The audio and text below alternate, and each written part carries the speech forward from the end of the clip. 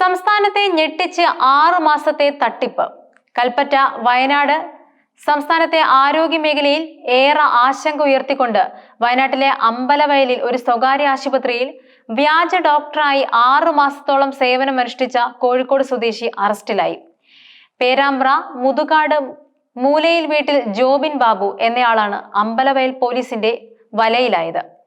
വ്യാജരേഖകൾ ചമച്ച് സാധാരണക്കാരെയും ആശുപത്രി അധികൃതരെയും ഒരുപോലെ വഞ്ചിച്ച ഈ സംഭവം ആരോഗ്യരംഗത്തെ സുരക്ഷയെക്കുറിച്ചും നിയമപരമായ വീഴ്ചകളെക്കുറിച്ചുമുള്ള ഗുരുതരമായ ചോദ്യങ്ങളാണ് ഉയർത്തുന്നത്.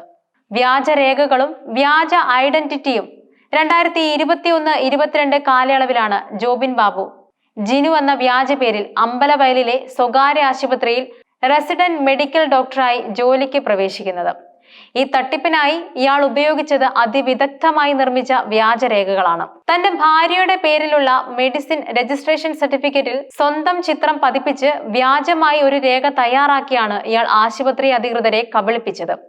ഡോക്ടർ എന്ന് തെറ്റിദ്ധരിപ്പിച്ച് ജിനു എന്ന പേരിൽ ഒരു വ്യാജ ഐഡന്റിറ്റി കാർഡും ഇയാൾ സമർപ്പിച്ചിരുന്നു. 6 മാസത്തോളം ഈ വ്യാജ ഐഡന്റിറ്റിയിൽ ഇയാൾ ആശുപത്രിയിൽ രോഗികളെ പരിശോധിക്കുകയും ചികിത്സിക്കുകയും ചെയ്തിരുന്നു എന്നത് ഞെട്ടിപ്പിക്കുന്ന വിവരമാണ്. ഈ കാലയളവിൽ എത്ര രോഗികൾ ഇയാളുടെ ചികിത്സയ്ക്ക് വിധേയരായി എന്നതിനെക്കുറിച്ചും അതുവഴി അവർക്കുണ്ടായേക്കാവുന്ന ആരോഗ്യപരമായ പ്രത്യാഘാതങ്ങളെക്കുറിച്ചും അന്വേഷണം നടക്കേണ്ടതുണ്ട്.